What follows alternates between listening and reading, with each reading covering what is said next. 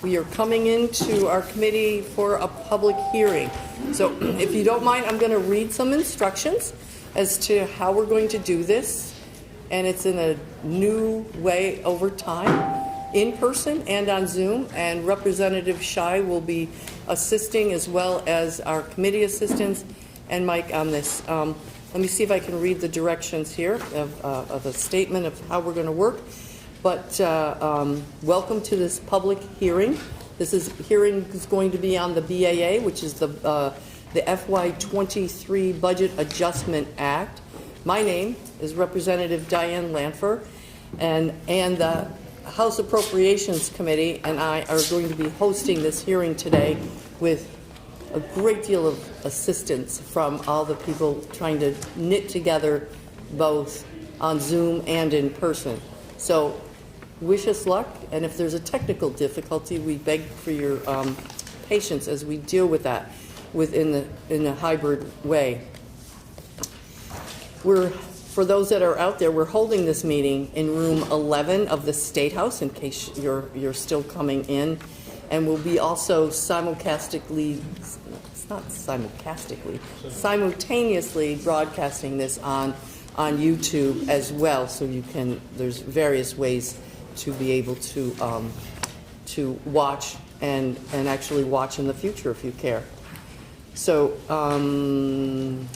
those that are joining remotely, you will notice that you can see and hear us, but you won't be able to speak until Aaron, committee assistant, and Andrea, right, are going to be monitoring and welcoming people in from Zoom who are there but not live yet. As their name starts to become on deck, that bring them into the room as a presenter, just like they would be in the seat. And we have a 3-minute clock that they can see, or we can see from here. And each participant will have 3 minutes to, or less. You don't have to take the whole 3 minutes, or less. And at 3-minute mark, we will, if you're on Zoom, I just want you to be aware of the process then. When the time limit is 3 minutes is done, you will be moved, and that will be the end of your testimony. On Zoom, you're going to get moved, and in here you will move away from the seat and take your seat in the back of the room. We're also keeping an eye on, I don't think it's going to be a problem, but the capacity in the room. You know, I think right now we're fine just looking at it. I'm not going to do a head count. But if we had 500 people in here or 100, we might have needed to ask a certain number to go up to the cafeteria and watch on YouTube, and that we would try to figure out a way to get, as you start to hear the names, 2 or 3 that you would come in and shift. But I don't think we're going to have that problem today at all. Cover the 3 minutes. Representative Shai here next to me is going to be helping to call. At least we've got people in person and people who are on Zoom. And the first person is, and we're taking this as they come in. First comes, there's no preference other than this is when you signed up. We have 28 people in total. And the first one up is? First up is going to be Nick Sherman, who's in person, and that will be followed by Linda Wicklock from Bennington remotely. Great. And the time will start when you speak, sir. Thank you very much. Good afternoon, Madam Chair and members of the committee. Thanks for the opportunity to speak today. I'm Nick Sherman. I'm with Leonine Public Affairs, and I'm here today speaking on behalf of the Howard Center.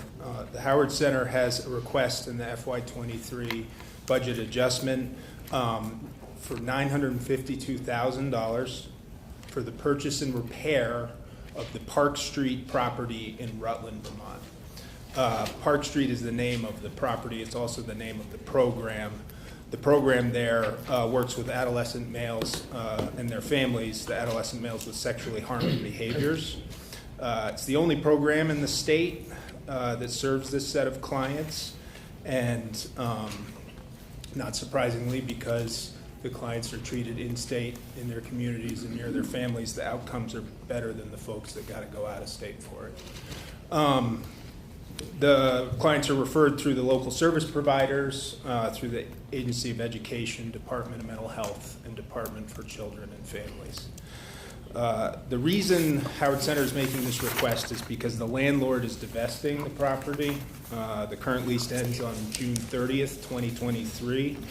And there is an option to purchase it, which Howard Center would like to do, which is the purpose of the request for this appropriation. But they have to do that by April 30th, which is why we're asking in the context of budget adjustment. And the reason also for the request for the purchase is that the program itself is having a hard time being sustainable. This would basically alleviate $150,000 a year in rent, which would make this program much more sustainable by itself. It's a good program. It's been in the community 20 years. It serves the whole state, and we would appreciate if the committee would give it consideration. Thank you. Thank you very much. Next up, and forgive me if I pronounce your name wrong, please correct me when you get yourself online, is Linda Wicklack from Bennington, followed by Chad Vigor. Good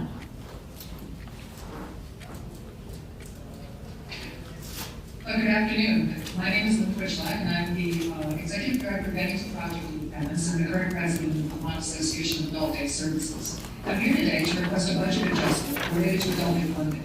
During the FY23 budget discussions, we recognized that we were going to need approximately $4 million in additional support in order for the existing programs to remain open through fiscal year 2023. The legislature appropriated $1.45 million. Because we knew that amount would not suffice for the full fiscal year, Dale allowed us to draw down those funds in the first 2 quarters. In light of our census, rising costs, and workforce challenges, we will need an additional $2.1 million in order for the programs to remain open through June 23. Most programs are operating at only 50% capacity or less, and others are struggling to hire staff, largely in part due to our very low Medicaid reimbursement rate at $18.60 an hour, which makes us unable to compete effectively with other hiring entities. The cost of just about everything, as everyone knows, has gone through the roof. Insurance, cleaning supplies, food, building, everything is just amazing right now. As you're also aware, DEPA is in the process of a rate setting review, but that recommendation, even if it's favorable and captures our needs, will not be in time to keep us viable through this current fiscal year. The reality of our fiscal situation is in part due to COVID, in part due to inflation, and in large part due to our extremely low Medicaid reimbursement rate. Adult Day Services provide Vermonters with a much-needed service for themselves and their family caregivers, and we help the state of Vermont to keep healthcare costs and nursing home costs down. I asked you to continue to support us through the Budget Adjustment Act and continue to work with us to stabilize that financial situation through your deliberations this legislative session. Thank you so much for your time, and thank you for your consideration of my request. Thank you very much. Thank you. Next we have Chad Vigor, followed in person by Susan Aronoff.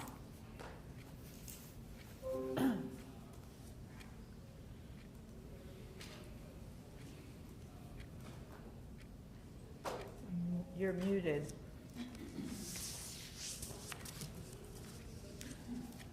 There you go. Thank you, Madam Chair, and the committee members for allowing me to testify today. My name is Chad Vigor. I'm the Executive Director of Recovery House, a member of the substance use treatment provider community. Recovery House has been serving Vermont residents for the past 50 years. I'm here today to talk about the FY23 Justice Reinvestment Appropriation. But before I begin, I do want to let you know that I will also be reaching out to Representative Emmons and the House Corrections and Institutions Committee to share our request.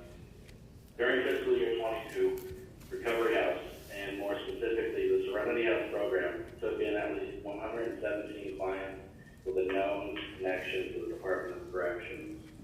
We estimate the percentage of known and unknown justice or corrections involved individuals to be between 25 and 50% of our general population. As we work to transition individuals out of incarceration and into treatment, or into treatment at the referral of their probation or parole officer, we are faced with the logistics that require time and human resources within our agency more than most of our general population. We're currently striving to reduce the time between the first call requesting service to admission. With this and the logistics we face, it is important to grow our admission staff. With Medicaid reimbursement rates being as low as they are, Recovery House is requesting an appropriation of $50,000 to cover the additional cost of admissions expansion for this fiscal year. Thank you for your consideration. You're welcome. Thank you. Next up is Susan Aronoff, and followed by Ann Sosin. Susan from Vermont Developmental Disabilities She Council? should be live in the Should be in the room. in here. No. Give me a Okay, second. we'll We'll move back. on. I'll keep a little mark here. So Ann Sosin from the Vermont Affordable Housing Coalition, followed by Andrew Winter, both on Zoom.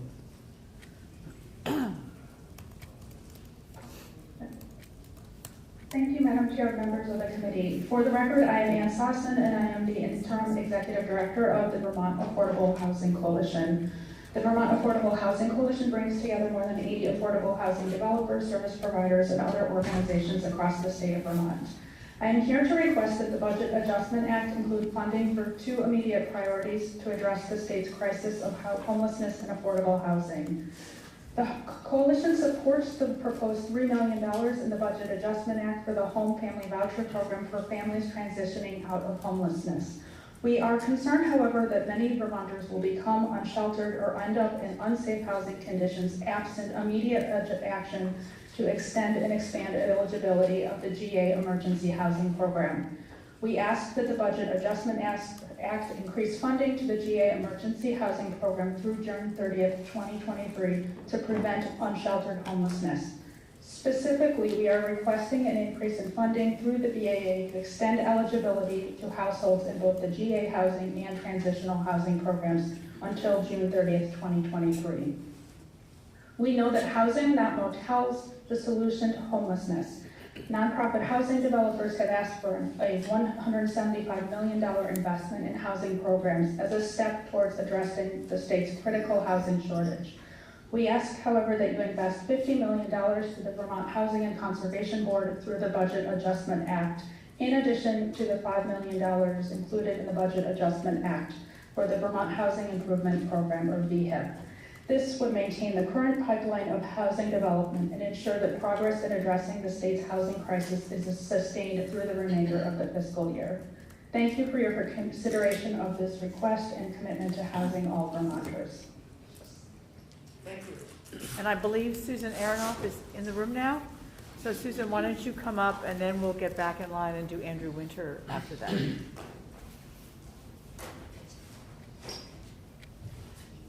Sorry, catch your breath. Hi. So, good afternoon. So I was going to testify remotely. This is my first time back in the building. And when I realized all the people on this committee, the new people on this committee, I just decided it was worth the effort and worth the risk to show up in person. So thank you, and sorry for being late. For the record, Susan Aronoff, I do the policy work for the Vermont Developmental Disabilities Council. That's a bit of a mouthful. I submitted written testimony that better describes who we are. I haven't really caught my breath yet. Sorry. It's a long hill up here. So our main point this year is quality is job one. So I'm a rare state employee that gets to be somewhat of an insider, subject matter expert on the needs of our developmental disability system, and yet we're entirely federally funded. We have an agreement with the Agency of Human Services. I can speak and represent the needs of the people with disabilities and family members depart from the governor's recommended budget. Last year, the House put requirements to improve quality oversight for developmental disability services. It passed a requirement to increase oversight. The Senate Appropriations Committee took the increased oversight out because the positions were not funded. We would like you to fund those positions. It was a great idea last year. It's an even better idea this year.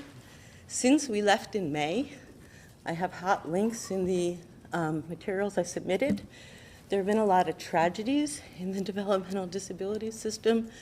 There are four adults charged, shared living providers charged with abuse and neglect in Franklin County. Really horrific charges. I would really appreciate it if you'd read the article and read the council's letter. In December, we learned of more abuse and neglect charges. About a minute. Okay. And then yesterday, there was an in-depth article in the Digger that really laid the current system bare. And I'm going to try to quote offhand my boss, Kirsten Murphy, the executive director of the Vermont Developmental Disabilities Council. She's absolutely right when she says it's a lot of different problems. And there are, and I want to stress this, no bad actors. I don't know anyone who works harder than the people who work in our developmental disability system, whether they are home shared living providers who suddenly had to become 24-hour caretakers. Anyway, it's an under-resourced system. It was in crisis before COVID. It's in crisis now. Please fund those positions now. Last thing, really quick, One Care Vermont should not get any more Medicaid funds. Please read it. Please ask the RBA questions. Thank you. Anyone better off? Thank you for coming in person as well. We know that Next up is Andrew Winter, followed by Paul Dragon, both remote.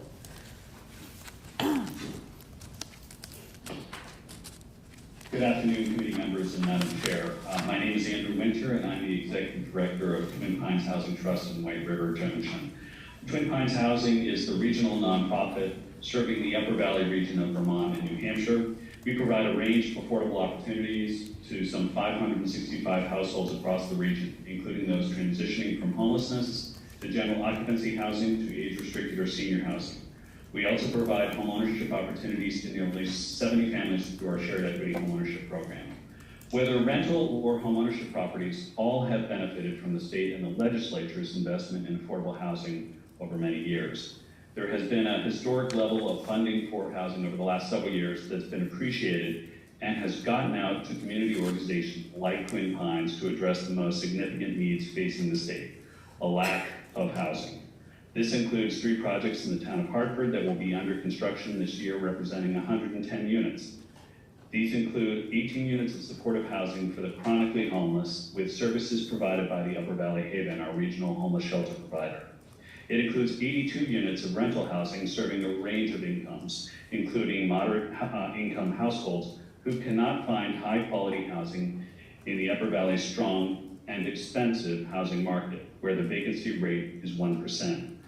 Thank you for the appropriation last year of $55 million to VHCD through the BAA that made projects like these possible.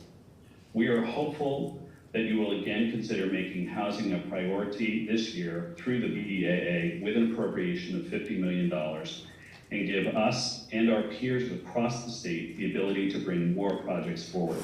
Securing funding now gives us the knowledge and certainty to move forward with new projects in our pipeline. This can take 6 months or more of work to ready for an application for funding. Projects include creating 4 homeownership opportunities in the town of Woodstock for moderate income families, renovating an existing senior housing development in Woodstock developed in the 1970s that we recently acquired and has suffered from underinvestment. Looking at additional projects in Heartland and Hartford and Thetford and Fairleigh. All will need the kind of investment that you can make with additional funds for VHCD. VHCD has indicated that last year's allocation will be committed by the end of June, and there are likely many more projects to fund than there are resources available. I would encourage you to prioritize housing with an additional $50 million and help us build homes for those across Vermont. Thank you for your time. Next up, we have Paul Dragon from CVOEO, followed by Ann Lawless from the town of Wheelock.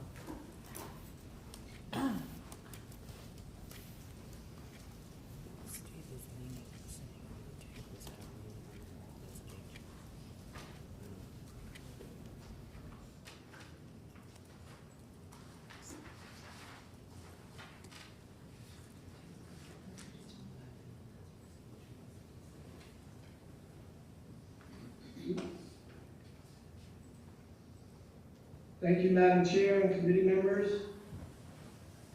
Thank you for having me today. We're here to request a budget adjustment to start the process of solving child homelessness in Vermont. We think this is a strategic first step to solving all homelessness in Vermont. Child homelessness in Vermont, if you look back from 2016 to the current, in 2016 we had 156 households who were experiencing homelessness in Vermont. In 2022, that went to 857, and we know some of the reasons because of the pandemic. Today, approximately 450 to 500 families are experiencing homelessness, with over 550 children in Vermont experiencing homelessness, according to DCF data back in late December. We think this is a number that, with a strategic investment, we can solve childhood homelessness in Vermont. We know the risks due to childhood homelessness. We know we have to go upstream. Some of the risks include emotional and behavioral problems, increased risk of serious health problems, including chronic health issues. We also know that children are more likely to experience homelessness as adults if they have experienced childhood homelessness. Also the effects of attendance and academic performance with even one brief period of homelessness is well known. So some of the strategies that work, we fully support our housing partners in their ask for more affordable housing. That is a key piece for this. We are asking in the BAA for rental subsidies, for rapid rehousing for families, and we are also asking for support services to wrap families in support services and do targeted case management.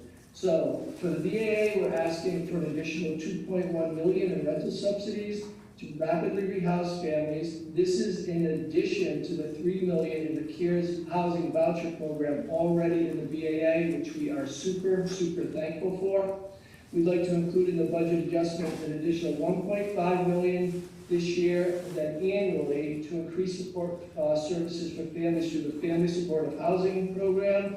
This state investment can be matched with Medicaid funding under the targeted case management category, and that will increase the overall amount for needed support services for.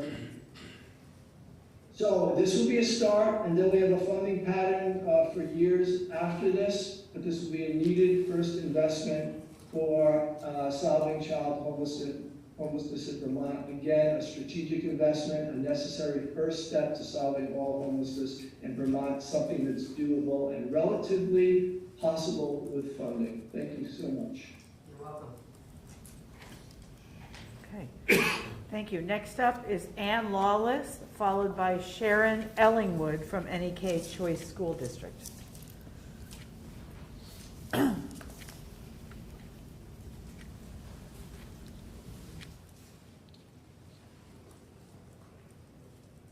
Hello. Thank you very much, Madam Chair and committee members. I serve on the Town of Wheelock Select Board, I really appreciate the opportunity to talk about some of the provisions in the Budget Adjustment Act. Wheelock has a population of 759, and we're a hill town in Caledonia County. We have a 3-person select board, part-time clerk treasurer working under 30 hours a week, and a 2-person full-time road crew. We share a volunteer fire department, a transfer station, and a pre-K through 8 elementary school with our neighbor Sheffield. And one of the reasons it's hard to fill boards and commissions is that volunteers, they can feel insecure when they lack the expertise that typically a paid administrator or a consultant would bring in a larger town.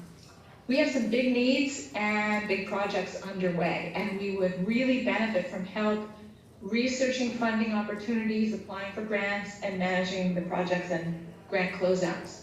Making our town hall accessible is our most important project, and we've been working on this for over a decade.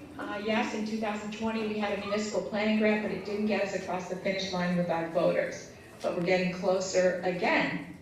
We have an architect under contract, some funds the voters set aside earlier, and we have ARPA funds. But grant funds could make our ARPA funds go so much further. We have a small fire district that serves about 20 households, and during the drought last summer, there was a water shortage. People woke up that a governance transition was needed, and it's now underway, thankfully. And while it's not a town project, it's important, and there are 3 town hookups.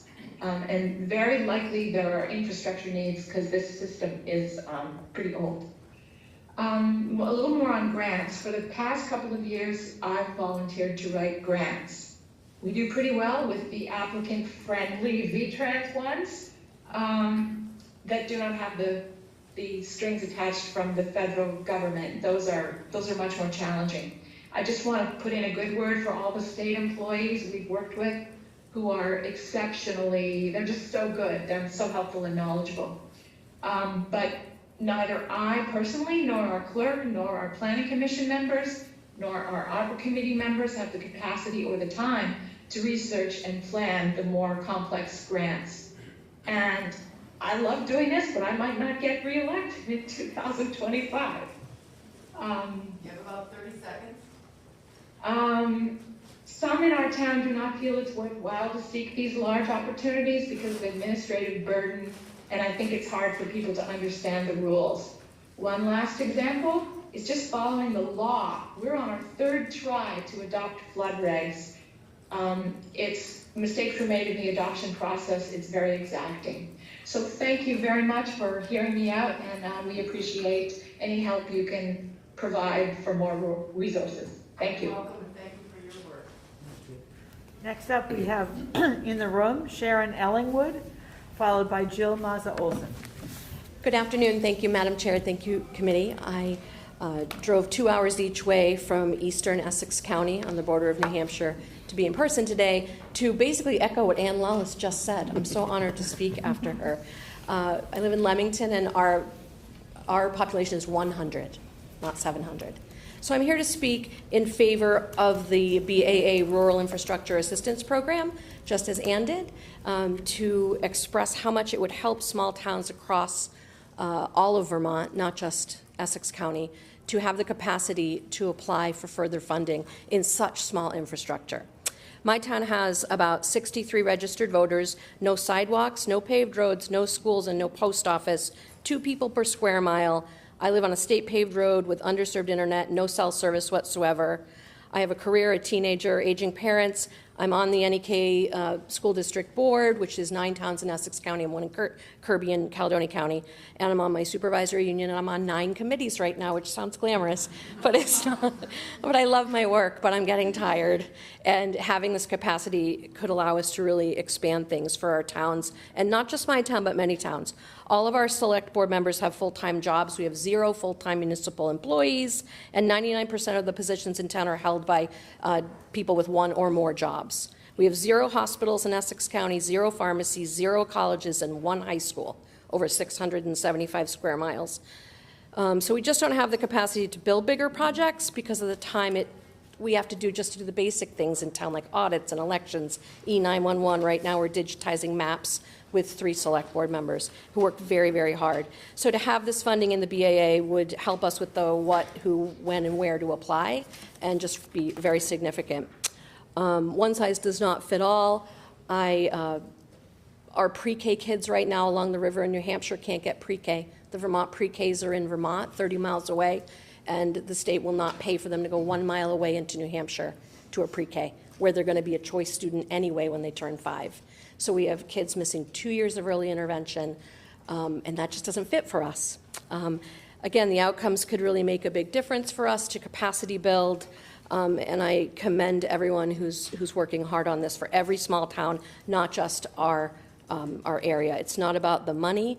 This is our moment. You are our partners. It's not about the money. It is about the capacity to be at the starting line as everyone else. Thank you. Thank you. Thank you very much. Next up is Jill Mazza-Olson, followed by Mary Kate Molman. Good afternoon. I'm Jill Mazza-Olson. I am the Executive Director of the VNAs of Vermont, so I'm representing home health and hospice agencies. We are here to ask for an appropriation of, in state dollars, $422,000. It's just over $1.1 million with the Medicaid match for our skilled home health services. That will bring us to 90% of the Medicare fee-for-service schedule, which is a lower schedule than the standard rate. It's a BAA request because we are on a January 1 timeframe for skilled home health rate increases. So we've been working with DEVA since 2019 to try to bring our rates to 100% of Medicare, as we do for primary care. And our last increase was 1 year ago, and that is the schedule they asked us to be on because of the way the federal rate updates work. So we're lined up with hospice and lined up with the Medicare schedule. Skilled home health is our medical care at home. So we do lots of kinds of services, but this is nurses and therapists in your home, often after hospitalization. So this service is critical for hospital discharges. And a lot of people get discharged home they need intravenous antibiotics, they might need wound care, they might need other kinds of supports after surgery. This service we've preserved access this year, but it is definitely imperiled. Every home health agency in Vermont, with maybe one exception, is currently operating at a loss, a situation we've never seen before at this level. To preserve access, some agencies are using as much as 50% using travelers for as much as 50% of their visits. So a traveler is about $300 a visit. Our Medicaid rate is about $122. So there's no way to continue like this. Unfortunately, CMS is also cutting our standard Medicare rate. They cut us on January 1 by 3.25. That's a cut to the standard rate. And on January 1 of 24, they will cut us by 7.85, and they're planning a clawback equal to 3 years of the 7.85. So we can't go on like this. So it's a BAA request again because it's been a year since our last increase, and it's really a critical service. I also submitted written testimony so you can see this in a little more detail. There's also two elements that we, in the BAA, that we support. There's a federally mandated increase for hospice rates, so of course we support that. And then there's a language adjustment to Act 83, Section 72. That's the workforce retention grant, and it increases the amount for home health agencies. And that's a program that's already funded, but there's some leftover dollars, and it would increase our allocation. Thank you very much. Next up is Mary Kate Molman, and then on Zoom will be Corinne Julo.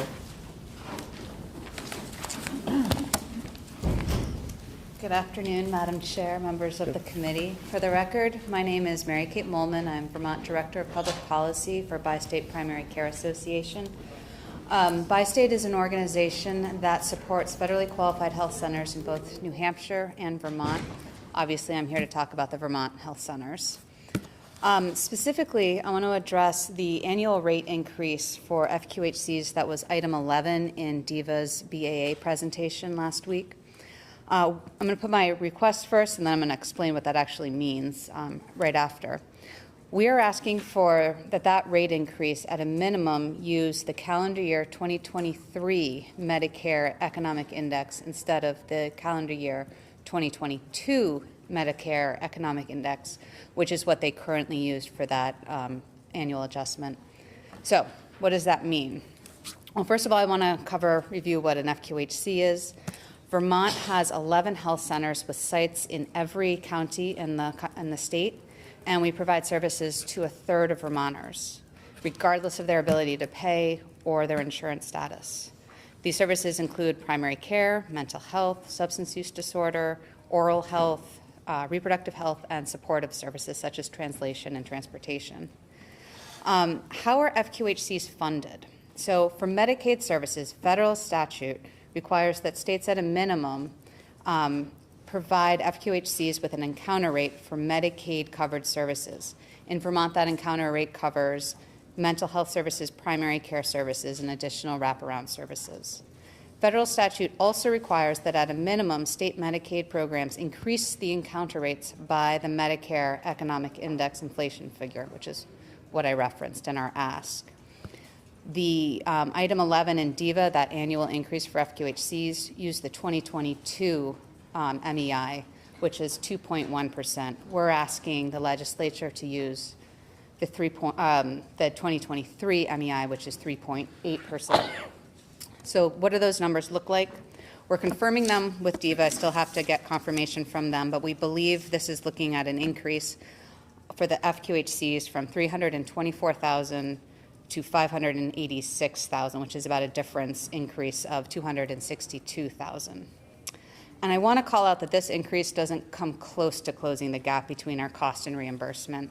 We had Barry Dunn do an analysis over the summer that looked at the 2021 differences between cost and reimbursement and saw that the deficit across all of Vermont's healthcare centers or health centers was 14 million. So this is a drop in the bucket, but we're hoping it's a step in the right direction. So thank you. Thank you very much. Next up is Corinne Julo, followed by Megan Sullivan.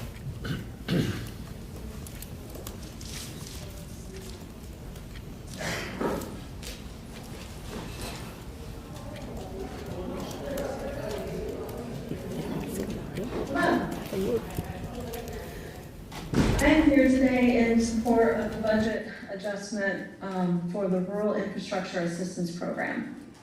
I am Corinne Julo, and I'm from North Hero. We are 5 islands in Lake Champlain with a population of around 1,000. We have a municipal water department that services about 680 properties and is in some need of some major infrastructure repair improvements. Our little part of Vermont operates with the hard work of 8 boards, including over 50 officials, supported by 15 employees and many volunteers. My official roles are town clerk, treasurer, delinquent tax collector, water credit supervisor, and select board clerk. I think I said them all. But many of the officials and employees in North Hero wear as many hats as these. We like to try and get things done in North Hero. We do so despite not having a paid position responsible for the non-statutory requirements necessary to run government at any level in the modern age. Our select board, a group of 5, is responsible for facilities maintenance, human resources, our technology infrastructure, and cybersecurity, the website, compiling the town report, negotiating contracts, building budgets, writing warnings, drafting policies and ordinances, emergency management, animal control, care of the roads, and any other task not committed to law by any other officer. Phew, I apologize for the list. But the town office supports much of this work. We are, however, bound by our statutory duties and must attend to them first. This creates a bit of a haphazard approach to some tasks and definitely results in 0 time left for long-term one-off projects, such as grant writing. Not only is there no position to find, write, and administer grants, but a grant is the standout for a large project. In a system where elected officials turn over every 2 to 3 years, and employees can only assist when no elections are scheduled, or snow is falling, etc., there is no mechanism for project management, especially for projects that span multiple years, like major water infrastructure improvements. The unprecedented amount of federal dollars available have highlighted this deficiency in small rural government. I believe the Rural Infrastructure Assistance Program would help. I was disappointed to learn that North Hero would not qualify for the program. I would urge not only supporting this program, but if possible, expanding to all rural towns with no administrative positions. We are hopeful and ready to accomplish even greater things in North Hero, and I appreciate the time. Thank you. We appreciate your watching and you did a great job. Thank you. Okay, so next up is Megan Sullivan, followed by Brian Carroll from the town of Glover. Good afternoon. Madam Chair and committee members, thank you for having me. For the record, my name is Megan Sullivan, and I am the Vice President of Government Affairs for the Vermont Chamber of Commerce. The Vermont Chamber's mission is to secure an economy conducive to business growth while enhancing Vermont's way of life. It is because of this mission that we are supporting recommendations in the BAA that aim to advance Vermont's economy and grow our workforce, which I'm going to discuss in 4 areas of workforce, housing, rural capacity, and broadband. With over 20,000 job openings and not enough people in the state to fill them, we need more people. New Americans have always been an important part of Vermont's culture and workforce, and continuing to welcome these individuals and families is a critical part of our future vibrancy. Barriers that exist for these community members to enter the workforce can be helped through employment assistance programs, and we ask that you support the additional funding proposed in the BAA for these important programs. In housing, recent graduates and seasoned professionals alike are deterred from working in Vermont due to statewide supply shortages in suitable housing. The Vermont Housing Investment Program has provided an important investment opportunity to increase housing units available across Vermont, and we encourage you to also support additional funding for this program. In rural capacity, federal funds that have flowed to Vermont for COVID-19 recovery provided a once-in-a-lifetime opportunity to invest in Vermont's communities and infrastructure. For underserved communities, as we've been hearing, these funds have remained out of reach due to a lack of staff capacity to find, apply, and administer funds. With an approaching expiration date to obligate and use these funds, there is an urgency to help underserved communities with these existing programs. We request that you support the governor's request for $3 million in the Rural Infrastructure Program to be able to provide technical assistance for those underserved communities to access the transformative programs that this body created during the last biennium. And lastly, in broadband, there are areas of Vermont that are unserved by high-speed internet or underserved because they can't access internet altogether or are served only by DSL. Particularly in rural towns, small businesses struggle to keep pace without reliable internet and spotty connections, and communities stagnate or shrink because they struggle to attract new residents to a place without reliable internet connection for work and for school. The Vermont Chamber of Commerce supported the state's application for these competitive funds from NTIA and now support the governor's request for $30 million in the BAA to leverage these federal funds. Thank you for your time and for all of your efforts to look at how to support Vermont's economy to grow into the future. Thank you. Thanks. Good time. Next up is on Zoom, Brian Carroll, followed by in the room, Julie Tessler.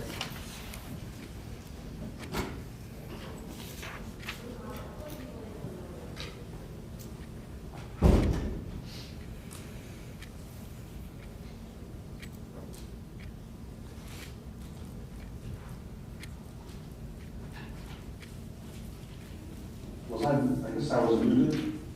There you go. Hello? Now we hear you. Okay. Good afternoon, and thank you for allowing me to testify on this important legislation. My name is Brian Carroll. I'm a retired Vermont Public School Administrator, former Select Board member, and current Town Administrator for the Town of Glover. I'm here to speak on behalf of the recommendations in the BAA for the $3 million for the Agency of Administration to develop a program to provide technical assistance to rural communities. My wife and I moved to Glover 24 years ago and often recall our first town meeting in 2000. It was like something out of a Hollywood movie. Procedure, candor, direct conversations, even humor. Everything appeared to work to apprise the people of the important budget decisions for managing a small town. You had the moderator reading the articles and setting the procedure, 3-member select board and town clerk on stage providing critical information for attendees to take a floor vote. It was pure democracy. Simpler times. I was elected to the select board in 2014 and was green to the practices of town government. For the first 2 years, I followed the direction of a semi-retired board member who had the time to volunteer and lead projects like constructing a new town garage, proposing a design for a 3-mile sewer line, creating an energy committee. I was still in a full-time job at that time, and it was understood that my time was limited for taking on such leadership commitments. In subsequent years, I gathered my footing and began facilitating my own discussions and decisions. However, being an organizational wonk, I grew concerned with the idea that succeeding board members would almost need to be retired in order to get the people's work done. Eventually, turnover did occur, and the board was forced to equally distribute the various responsibilities held by that one board member to all 3 board members. Things like sewer, roads, dam management, human resources, technology, lake environment, health, etc. The new system appeared effective for a period, and that time ended when COVID arrived. We now face decisions involving life or death. It made us ask ourselves, what is our role to create, maintain safe town environments? Should we require masking in our business? These discussions pushed the town government into areas that were more pressing and highlighted the challenges facing Glover. Shortly after this period, we received $318,000 of ARPA money with some general loose guidelines relating to affordable housing, childcare, economic development, employment, etc. Those big ticket items outlined in the initial ARPA description were tough to wrap our heads around. We had nowhere near the scale of infrastructure to address those needs. I'm going to move down to what we learned. Basically, I became the town administrator part-time using ARPA funds, and it became quickly apparent that in order to disperse ARPA, we had to have someone in the lead.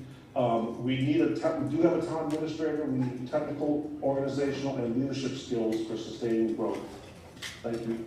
You're welcome. Thank you. Next up is Julie Tesler, followed by Rachel Seelig.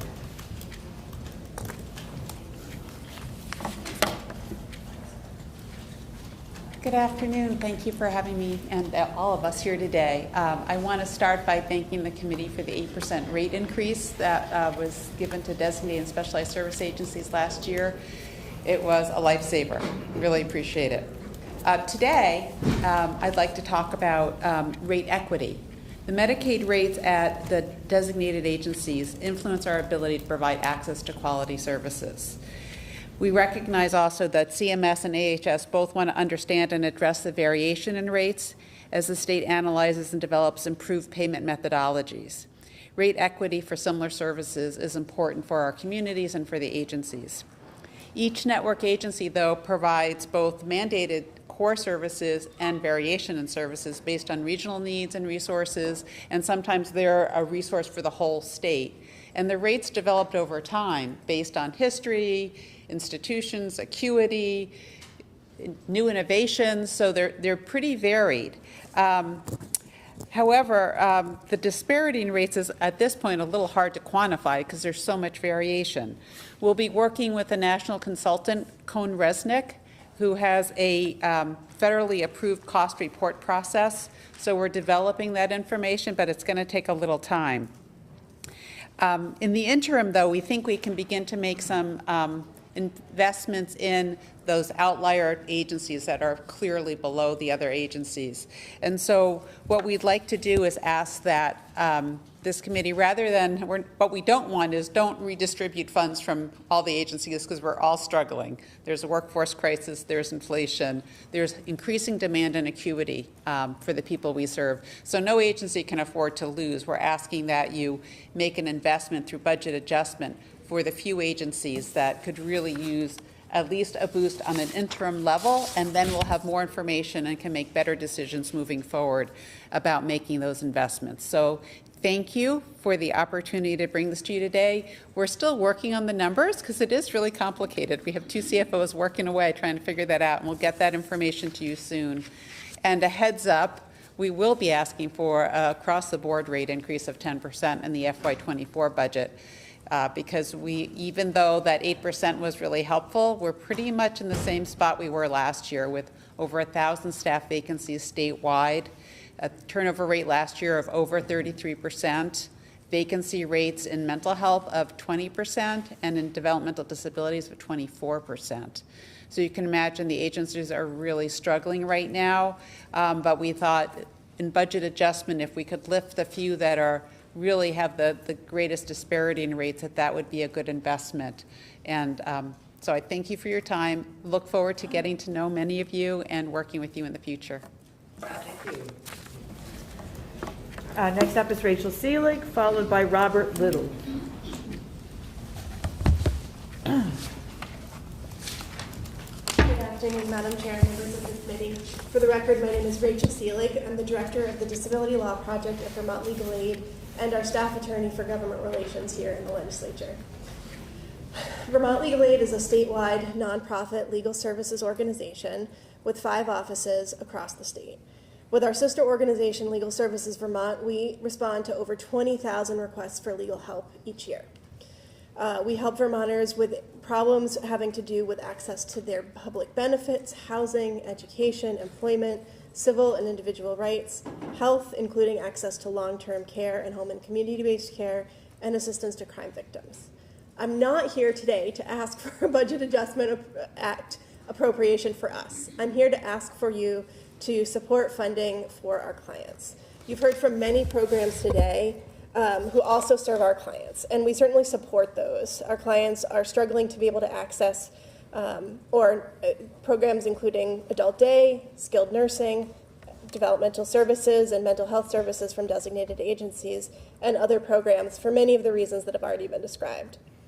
I'd like to focus today, though, on the topic raised by Ann Sossin from the Vermont Affordable Housing Coalition, which is the need to continue funding the GA program for current GA and transitional housing recipients.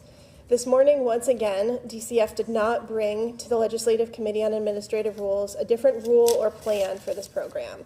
And so the committee did vote to object to the rule change for this program that stopped folks from being able to apply for transitional housing back in October. We still have a homelessness crisis, however, and right now the expectation is that the federal funds are going to run out in approximately March. We don't have places for those folks to go, and I do not believe that it is an acceptable policy choice for us to send folks into tents and sleeping bags across our community. So we would ask that you appropriate enough funds to avoid that return to unsheltered homelessness through the end of the fiscal year so that our clients can remain housed where it is easier to provide them services, whether those are social services or legal services, while the legislature works to develop a longer-term plan for shelter, for affordable housing, and for rental subsidies. Thank you very much. Next up is Robert Little from Rural Edge in Linden, followed online by Kathy Byer from Evernorth. Good afternoon. For the record, my name is Robert Little. I serve as the Director of Community Development with Rural Edge, the nonprofit housing developer in the Northeast Kingdom. I also serve as the Vice Chair for the Vermont Affordable Housing Coalition. First, I want to thank you and your colleagues for the unprecedented transformational investment you have made in affordable housing. Since CARES Act and ARPA funds have been allocated, Rural Edge alone has brought on 74 new units, with another 132 fully funded or under construction. We are very proud of these accomplishments, and we have 14 projects in our pipeline for the next 4 years. Today, I want to highlight one of those projects. Packard Court is currently several vacant lots on Main Street in St. Johnsbury and has been so since a significant fire destroyed the prior buildings in 2009. Rural Edge owns the site thanks to a federal appropriation from then-Senator Leahy in 2012. Our plan is to construct 30 units of senior housing on the site with on-site support and services at home, or SASH, on-site. The project has already been highlighted by the governor as a shovel-ready project. The site is ideal for senior housing as it is in the designated downtown and close to many services, including the St. Johnsbury Senior Meal Site and the Good Living Senior Center. Adding 30 units of senior housing to this area of the town will be a significant benefit, not just to the town, but to the residents, as they will truly be part of the community. Rural Edge is currently submitting applications to HUD for Program 202 funding. This is a national competition that, if awarded, will bring $3.8 million of federal funding to the state. We are also working on an application to VHFA for 9% tax credits, which would generate $7.6 million in limited partner equity. ACCD has already committed $378,000 in brownfield funds to clean the site, and the town of St. Johnsbury has noted the importance of this project and allocated $50,000 of local ARPA funds to the project. We anticipate an ask to VHCB of $4.1 million to the project in May. Now, we're hearing that funding could be limited at that time, and if these funds could not be committed, it would stall the project. If construction, which is currently anticipated to commence in the spring of 2024, were delayed because of this climate of inflating prices and limited availability of contractors, the delay in funding commitments could be the difference between this project happening or not. So it's quite serious.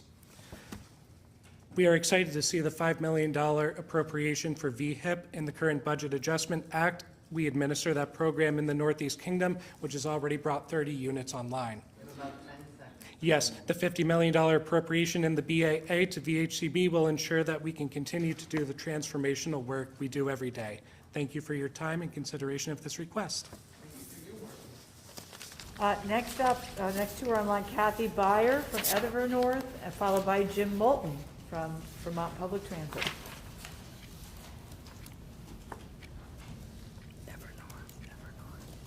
Good afternoon, Madam Chair, members of the committee. My company, Evernorth, is a nonprofit affordable housing developer that works across the state, and we've been doing this work for over 30 years, and we have created or renovated over 6,000 apartments across the state.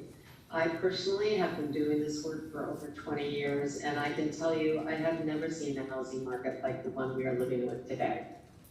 The legislature recognized the magnitude of the housing crisis and made significant investments in housing in 2022 and 2023 state budgets, and as a result, many Vermonters were found housing.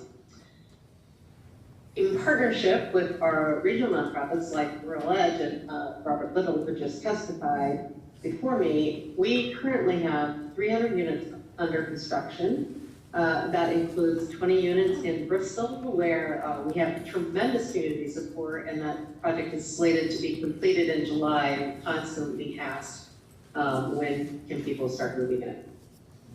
We have another 590 apartments in 16 different projects across the state, from West Rutland to St. Johnsbury, that are in various stages of permitting and gathering pre-development financing. But without an additional investment by this legislature, some of these 16 projects will be stalled and may not be built. As was done last year, we are hoping you can include an additional investment of $50 million in this budget adjustment act that will help us keep this pipeline on track. I know that you all are doing the hard work, so I very much thank you for your time and your consideration. Thank you. Thanks very much. Next up, Jim Moulton, followed by Jonathan Baker from VCUDA.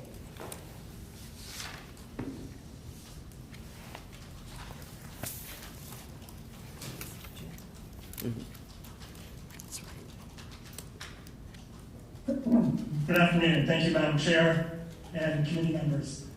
Excuse me. For the record, my name is Jim Moulton. I'm the Executive Director of Tri-Valley Transit, one of 8 public transportation providers in the state, and also the chair of the Vermont Public Transportation Association, the trade association for all providers together.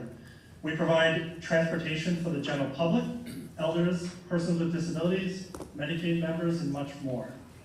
Today, I'm here to specifically discuss a funding gap in Medicaid transportation, which does not appear in the governor's budget adjustment request. We face a lot in common with much of the previous testimony that you've heard: major labor market shortages, significant general inflation challenges. However, we also face some specific industry cost increases. Everyone here, of course, is aware of the huge increase in fuel prices, the fuel that runs our industry. There's also been a large increase in the cost of reimbursing our volunteer workforce across the state. We use volunteers who donate their time, but we do reimburse them for the use of their personal cars to provide many of the rides to Medicaid recipients. Also unique to how the Medicaid transportation system is structured, since 2020, we have experienced a 20% drop in revenues from member premiums. The number of people paying into the system has dropped, so our revenues have dropped. We've also at the same time experienced a 50% increase in the average number of rides provided to each eligible enrollee. This is due to an increase in what we call super users. These are folks who need more than 120 rides per year for things like methadone treatment, cancer treatment, kidney dialysis, life-changing, life-saving services. In addition, unique to transportation, we are unable to cost shift our excess expense of Medicaid onto other cost centers or funding sources. We can't shift our costs onto Department of Transportation revenues, for example. Thus, for fiscal year 23, the current fiscal year, we are seeking an additional $1.7 million to support the Medicaid transportation program. We've experienced half of that loss already through December, and anticipate continuing for the next 6 months. Thank you for your time. Thank you for listening. You're welcome. Thank you. Thank you. Next up is Jonathan Baker from Danville, followed by Molly Dugan from Cathedral Square.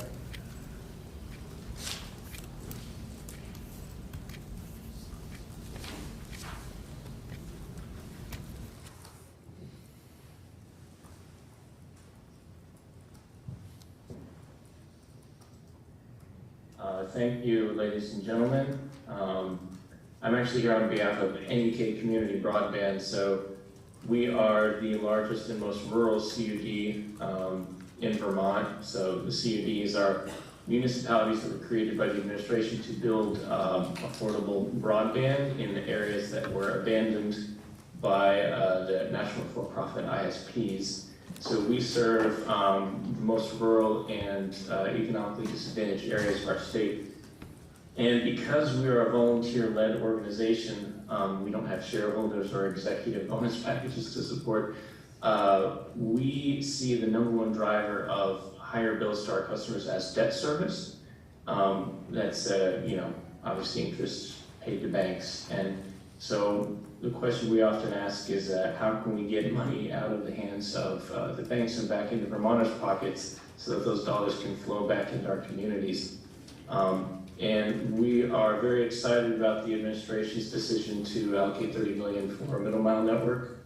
And we'd be even more excited if you would support the creation of a revolving loan fund that is interest-free. That would reduce the interest payments on infrastructure build and put money directly back into the pockets of Vermonters. Once again, thank you for your continued support, and I'll yield the rest of my time. Thank you. Thank you. Next up is Molly Dugan in person from Cathedral Square. And then after that is Ellie DeVilliers, and I'm probably pronouncing your name wrong too, Ellie, sorry, Vermont Communications Union District. But Molly. Thank you. Good afternoon. Good afternoon, Chair Lanfer and members of the House Appropriations Committee. My name is Molly Dugan. I'm Director of Policy and Strategic Initiatives at Cathedral Square. I'm also a co-chair of the Vermont Housing and Conservation Coalition. Thank you for the opportunity to testify today. I wanted to testify to ask that you direct $50 million to the Vermont Housing and Conservation Board for the development of more affordable housing in this year's budget adjustment. The success we have had bringing new affordable homes to communities across the state with the infusion of funding over the past few years is real and must continue. Importantly, this past investment included funds allocated through the BAA. In fact, the House appropriated $55 million to VHCB via the budget adjustment last year. A similar investment in this year's BAA would clearly express the policy priority of addressing our state's housing crisis and provide affordable housing developers like Cathedral Square with the confidence that there will be funding available to turn the projects we are diligently working on today across the finish line and starting construction in the very near future. Cathedral Square is a nonprofit housing and services organization that's been operating for 45 years. We pioneered the SASH, Support and Services at Home model, in 2011 to help ensure across the state that Vermonters have access to the tools, resources, and care partnerships necessary to live in their chosen homes and communities for as long as possible. We own and manage 27 housing communities, providing homes to just about 1,300 Vermonters in over 1,000 apartments. And we serve primarily older adults and those with disabilities. 25% of our residents were homeless before coming and living at Cathedral Square. We currently have 1,200, a little bit more than 1,200 people, mostly older adults, on our wait list. It takes about 3 to 5 years to get people in. This is roughly the same number that is in our existing portfolio that has taken us over 40 years to develop. With the growing aging demographic in our state and the current sizable count of homeless individuals and families, we must continue the huge investments in housing creation if we are serious about addressing this crisis. With the legislature's commitment to affordable housing over the past few years, we were able to build affordable housing recently in South Hero, 30 apartments that opened this past October. That is all filled up, and we already have 86 individuals on the wait list. Our small property development team at Cathedral Square is currently hard at work to create more housing, this time in St. Albans. This will be a 33 affordable apartments, and is going to be taking place at hopefully at a former brownfield site called the Fonda site. We need to have the confidence now that we can be sure to develop that site in St. Albans in the near future. Thank you so much for your time. Next up is Ellie Duvier from the Vermont Communications Union District, followed by Maureen Gilbert from Lund. Hello, good afternoon. Thank you, Madam Chair, members of the committee. I am Ellie de Villiers, President of the Vermont Communications Union Districts Association, VCUDA, and I'm also Executive Director of Maple Broadband, a CUD in Addison County. VCUDA supports and applauds the administration's further investment of $30 million in affordable broadband through provision of matching funds for an NTIA broadband grant, and I wanted to provide some context on the importance of this today. You are all aware that many residents and businesses across Vermont lack access to high-speed broadband, often relying on slow and unreliable DSL. A middle-mile fiber network that provides affordable bandwidth for ISPs will support the statewide broadband rollout by helping to keep residential customer costs as low as possible. We hope that any middle-mile network built in Vermont will prioritize residential subscriber access and rates. The good news is that Vermont is well situated to accomplish these goals, having already established the publicly owned and community-governed communications union districts, which make up VCUDA. In continuation of the legislature's vision of affordable broadband for all Vermonters, and in recognition of the fact that the middle mile will be built with majority public dollars, it is critical that the ownership and operation of the middle mile be for the public benefits and with the same level of citizen-driven oversight. Simply put, it's our tax money and we should derive maximum benefit from it. Thank you very much for your support, time, and consideration this afternoon. You're welcome. Next up is Maureen Gilbert from Lund, and then followed by Josie Henry from the town of Albury.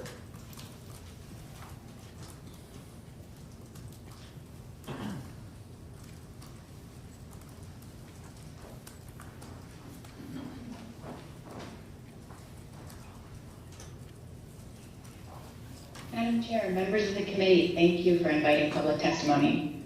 For the record, my name is Maureen Gilbert, and I'm the chair of the Lund Board, a nonprofit in Burlington, Vermont, serving children and families statewide for over 130 years. Lund's CEO, Mary Burns, very much wanted to be with you here today, but is unavailable due to COVID. Lund's residential treatment program is the only place in Vermont, and one of the few in the country, where pregnant and parenting people can access residential treatment for substance use disorder and mental health challenges with their children living with them. This eliminates a major barrier to treatment, and it's good for children too. It advances our mission of helping children thrive by empowering families to break cycles of poverty, addiction, and abuse. For many residents, the alternatives to residential treatment at Lund include incarceration, homelessness, family separation. At Lund, they receive evidence-based, outcomes-driven treatment. The program is licensed by the Department for Children and Families, and our funding is set by the Department for Vermont Health Access using the Private Non-Medical Institution, or PNMI, rate-setting rules that have long been identified by the provider community and state as flawed. With this as background, I'm going to tell you what's happening right now at Lund. We've seen new challenges in this stage of the pandemic. Residents are coming to Lund with more intense needs, requiring more staff to support them safely. And we've faced the same challenges recruiting and retaining staff as so many other businesses and nonprofits, including ones who have spoken today. We're licensed to serve 26 families, and we always have a wait list. But due to staffing shortages, since late 2021, we've had to serve fewer families in order to serve them safely and effectively. Due to the structure of PNMI funding, that reduced census has led to significant financial losses for the agency. We have been receiving extraordinary financial relief funding from the state to help cover those losses. But in November, DCF told Lund it would not approve our application for losses dating back to July 2022, saying that this relief was meant to be temporary. So at this time, we're projecting a loss of $1.2 million by June 30th of 2022, which is unsustainable and puts the future of this essential program at risk. The Lund team is working hard to recruit and making progress with the help of new strategies and increased wages, but we need your help to sustain this program until we can get back to full capacity. We're asking that the governor's budget adjustment include $1.2 million in bridge funding to enable the continuation of this essential program. Please be aware that the governor's budget adjustment proposal already includes $1.9 million inflationary increase for PNMI funding to be spread across all 12 of Vermont's PNMI programs. Our request today is separate from and additional to that important adjustment. The Vermonters who are served by Lund and their families and communities need your help, and we thank you for considering this request. Thank you. And thank you for bringing us that other number that we might get it confused with. Absolutely. Next up is Josie Henry from the town of Alburgh, followed by Chloe Leary from the Winston Prouty Center. Good afternoon. Thank you, Madam Chair and members of the committee for this opportunity to testify today. I am joining you to express my support for the proposed Rural Infrastructure Assistance Program. I currently serve as the chair of the Alburgh Select Board. We're a town of just over 2,000 people. And prior to being on the select board, I served on our local planning commission. My background is I come from the military. I'm a retired naval intelligence officer who happens to have a little bit more spare time than the rest of my board members. But I end up volunteering right now, definitely over 40 hours a week, working to essentially, when I joined the board, I had huge aspirations of major improvements to the town of Alburgh. It's no secret that we need some, just a number of things that people have mentioned already. Water sewer improvements, broadband is an issue for us, and then just overall essential services. And like those that have spoken before me, our biggest challenge is lack of volunteers. And then when we try to hire out, lack of the ability to find people to work those positions. We implemented in our budget last year something that's been contemplated for years, hiring a town administrator. And we're still working to find somebody that has the qualifications that can do the job within our current budget limitations. So we all are facing serious challenges on how to accomplish the normal tasks of these municipal official and appointed positions, and then to go beyond that and try to work through the complicated process of finding, applying for, and then administrating, or the administrative processes associated with the grants is just, we never get to it. I'm already behind on our ARPA administration because I'm doing that myself, but it's a long list of things combined with the continuity issue others have mentioned. If a volunteer does go through the process and secure a grant, ensuring that everything that entails is passed down to whoever follows in their footsteps is problematic. So I would, again, thank you for letting us speak today on this, I think, critical issue. And I do want to echo what my neighbor from North Hero said. I noticed Alburgh wouldn't qualify for this particular proposal. However, I do still feel strongly that it's a step in the right direction to get us to try to stop each town creating on their own an expert in these areas that we're just not going to be able to do without this support. So thank you again. You're welcome. Thank you. Thank you. Next up is Chloe Leary, followed by Arnold Thomas from the Vermont Land Access and Opportunity Board. Got the D. Chloe. Hi, can you ever hear me? Yes, we can. Thank you. Thank you. My name is Chloe Leary. I'm the Executive Director of the Winston Prouty Center in Brattleboro. I'm testifying today in support of $265,200 in additional funding for Children's Integrated Services, or CIS. CIS is Vermont's unique system to optimize young children's health, development, and learning by providing individualized support to families and early care and education programs from a multidisciplinary team of specialists. These essential services, some of which are federally mandated, are designed to improve outcomes for at-risk children and families. Despite CIS being underfunded and level funded for years, the effectiveness of the program is well recognized, and the legislature has shown support for CIS over the last 2 years by increasing program funding in order to increase the CIS per member per month case rate to be much closer to the real costs for providers. However, rising caseloads are lessening the impact of the case rate increase since program funding has to be spread over a larger number of families. So funding allocated to CIS for fiscal year 23 allowed for a $650 per member per month case rate to serve 1,507 families per month across the state. Caseloads fluctuate month to month due to lots of different variables, including staffing levels, but the monthly caseload average for January through November 2022 is 1,575 and has gone as high as 1,657 in 1 month. So 150 more families were served in that month than funding allowed. So this has the effect of decreasing the reimbursement, and the higher caseload numbers are expected to continue. So without increased funding for the current fiscal year, either not all families in need will be served or reimbursements will continue to be watered down and not match the legislature's intended level. Based on the most current caseload data, an increase of $265,200 in FY23 is needed in order to fund the CIS system at the $650 per member per month level. Thanks for your consideration. You're welcome. Thank you. Next up is Arnold Thomas, followed by Jean Kraft from the town of Berkshire.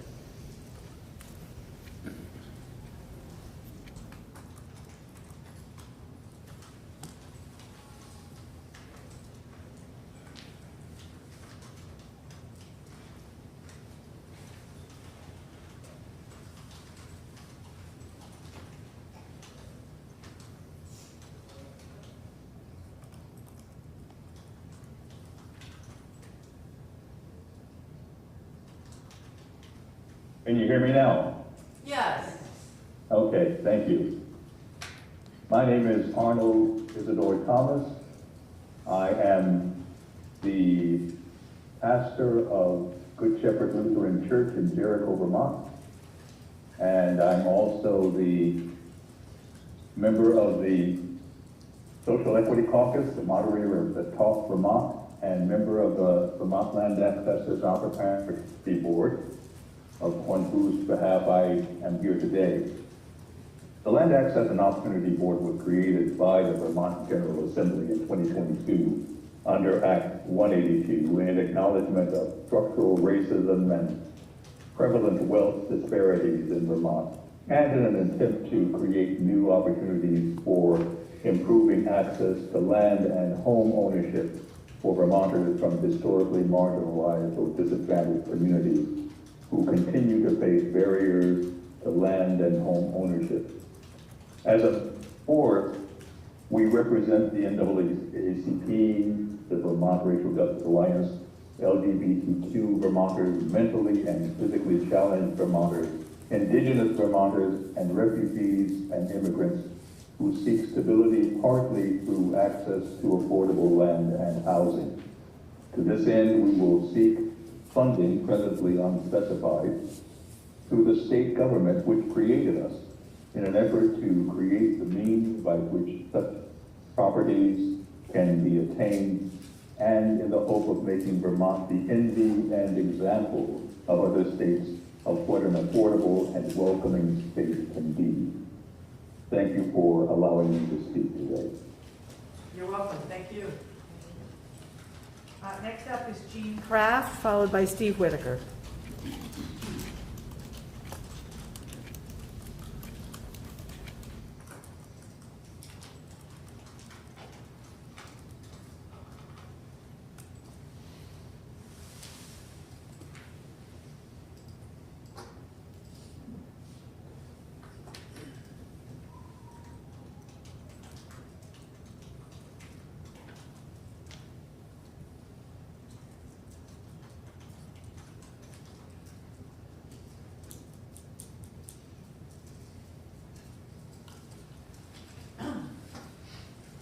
Madam Chair and members of the Appropriations Board, thank you for allowing us to testify before your committee today.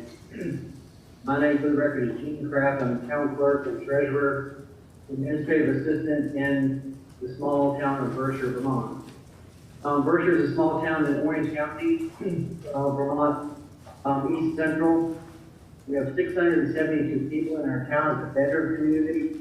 We're equidistant from Randolph, Montpelier, and the Upper Valley, White River Junction. We're a very small town where a lot of people do most of the jobs, and a lot of it's volunteer. I'm also want to voice my support in the BAA assistant, capacity assistant, $3 million that the governor has proposed putting forth. It's not enough, but it's a start. We also, like North Hero, and Block, and Allberg, and all the other small towns in Vermont, have been left behind. We can't compete with the Colchesters and the Burlingtons of Vermont because we don't have people on staff who are able to write grants, search out grants, and follow the administration of the. And we are a very small town trying to build a garage that 2 years ago would have cost us about $1.1 million. Today it's going to be $2.0 million, 2.0. And we have not been able to find grant funding to help allay some of that cost. If we were to bond, we've done all the work to do it. We're shovel ready. We have a design, a site, layout, the building, and but because of the inflationary pressures of the supply chains and the increase in the cost of labor, our project has doubled in its scope. And if we were to bond for the money, we've got an estimate from the bond bank recently at the current interest rate. The first payment for our bond repayment would be $122,000 instance. The town of Berkshire also already raises $1.8 billion to fund our school district, Riverdale Interstate School District, and to fund the town.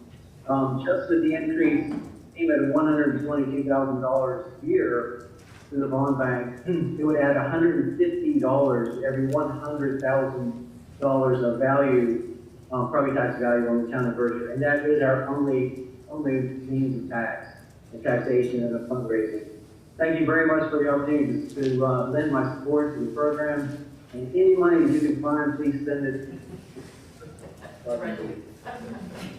Thank you for your work. Thank you, sir. Thank you. Thank you. And next up is Steve Whitaker. I believe Steve is our last participant today, so after the 3 minutes committee, we will go offline, and I think we're done for the day unless there's something else. Sir. Good afternoon, Stephen Whitaker from Montpelier. I've worked for 30 years in communications planning and local government and some state government accountability issues. I'm speaking primarily in response to the $30 million requested for matching funds for an NTIA grant by the Vermont Community Broadband Board. That board and its efforts is literally off the rails with transparency, with accountability, and with planning. There was statute that I helped write, Senator Brock got inserted, that would have enabled a statewide engineered fiber design to use Senator Bray's quote, utility grade, so that it could survive storms. They ignored that. So in this case, they're asking for $30 million for a grant proposal which we can't see. The grant proposal is claimed to be exempt under contract negotiations. There's not even an award made. They're asking for 10% of the total available nationally, which is somewhat absurd. But we need to be able to see what's being asked for. They're proposing in this, which may be some of the reason they're not letting people see it, to create a special purpose vehicle where some private interests are going to own the electronics on these resilient rings around the state. I could go into more detail, but not in 3 minutes. I'm alerting you that I would ask you to condition that $30 million with language to the effect of the auditor to look into overuse of exemptions. I've asked to see the contracts with these internet providers. We don't know, we haven't seen the pro formas of how they're going to break even. We don't know how they're sharing the money with the Maple Broadband is sharing money with Waitsfield-Fayston, and they're creating monopolies in direct violation of statute. Statute 202C in Title 30 requires that shall support competitive choice for consumers and shall support open access for competitors. They are disregarding, and there's no one policing it. So I ask you to condition this language on being able to see the proposal they're asking for the matching grant for, and to direct that the auditor, I can leave it there. Similarly, DEVA's asked for a grant or money in the Budget Adjustment Act.